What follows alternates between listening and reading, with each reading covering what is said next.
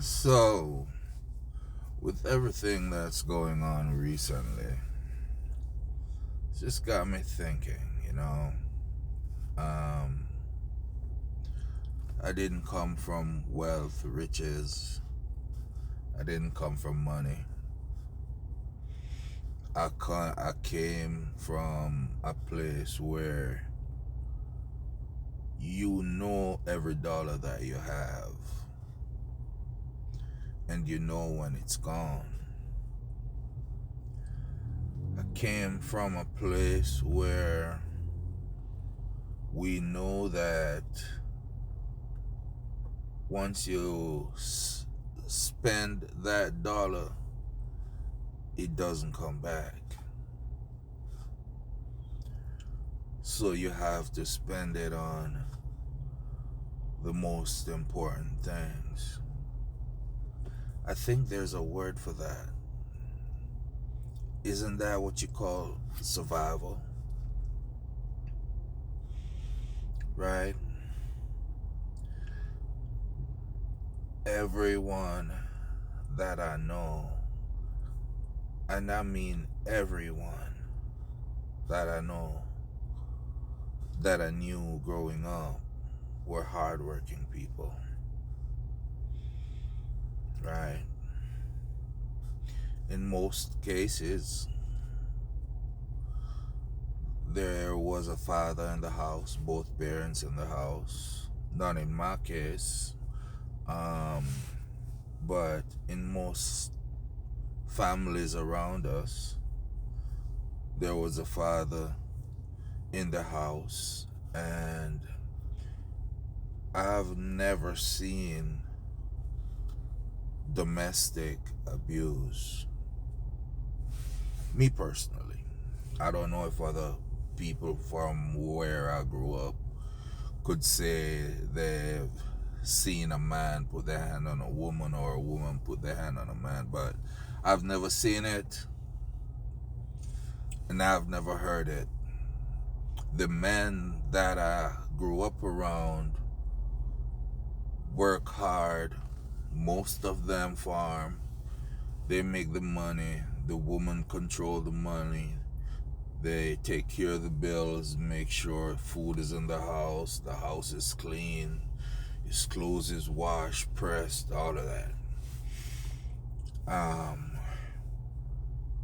But the women, they also still had their independence and they also still had their say. And it was not a control situation where a man controlled a woman. Matter of fact, if I should think about it clearly, a lot of those women had a lot of control. But that's not what I'm here to talk about. I'm here to talk about affordability. Back then, you made a lot less money, but you could buy so much more. You know,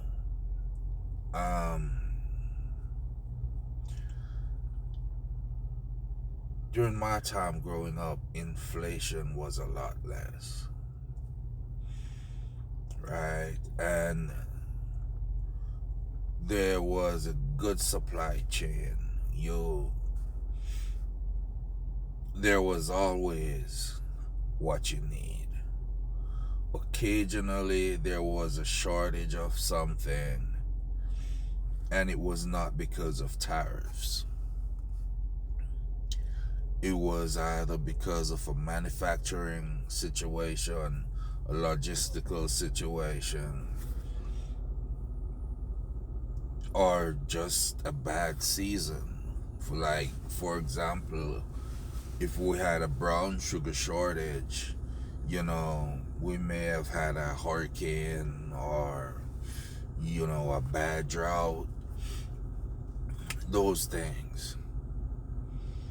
And as I grew more and more, we started having the world started becoming more globalized, so it was easier to get the things that you couldn't produce, even though those things affected our local farmers, because we started to depend on imports, right? And the imports turned out to be cheaper because it was still like the barter system back in the Stone Age, where my country produce A, your country produce B,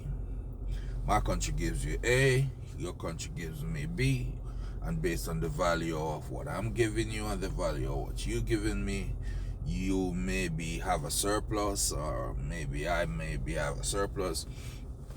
That's how it is. But what is happening in the United States right now is our elected leaders intentionally hurting us.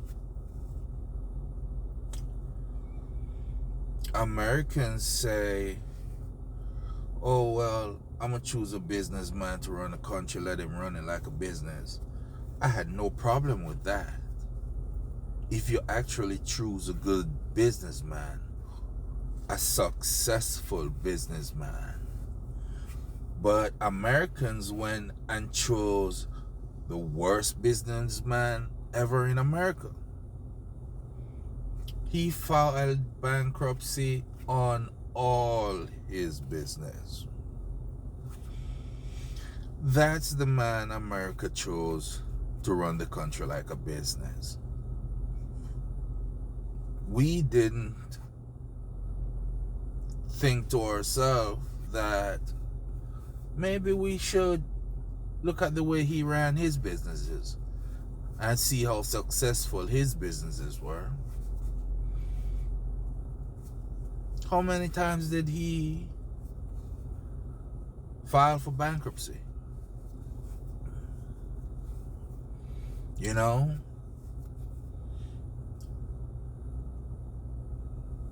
What are his yields? You know, what how much is he making in profit off his businesses? Is he operating at a loss? Because if he's operating at a loss, we don't want our country to be operating at a loss. We want someone to come in. If we say we're going to want the country to run as a business, we're going to want someone to come in and balance our budget. This dude came in and blew out the debt ceiling. And Republicans do this every time. When Democrats are in office, they talk about, oh, the debt and the, oh, how many trillions we owe, and we're not giving you this and we're not giving you that. And whenever they have a president, they blow out the debt ceiling.